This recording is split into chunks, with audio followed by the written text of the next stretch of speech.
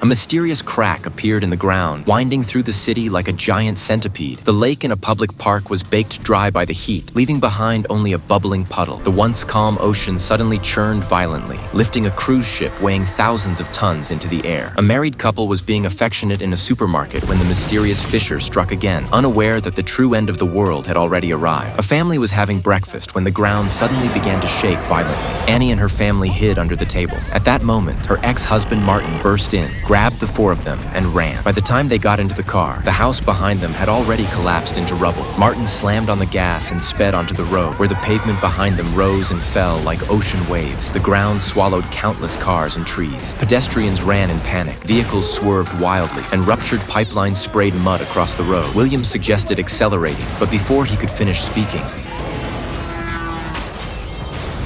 the ground split open into a fissure dozens of meters wide. Martin yanked the steering wheel hard, turned around, and barely squeezed through the crack, only to have his path blocked by a collapsing skyscraper.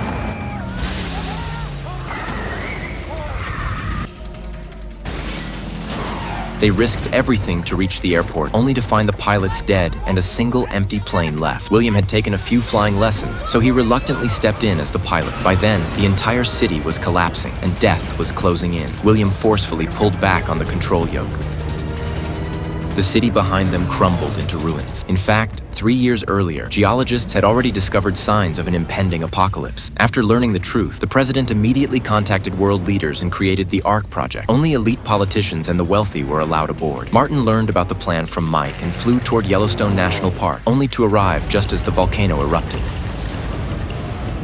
Martin sped away in Mike's RV as burning volcanic rocks rained down like meteors, blasting massive craters hundreds of feet across. One strike completely destroyed the RV. As they were nearing the landing zone, the ground suddenly split apart. Martin launched the vehicle across the gap, handed his daughter over to his ex-wife, then returned to the wrecked RV to look for a map.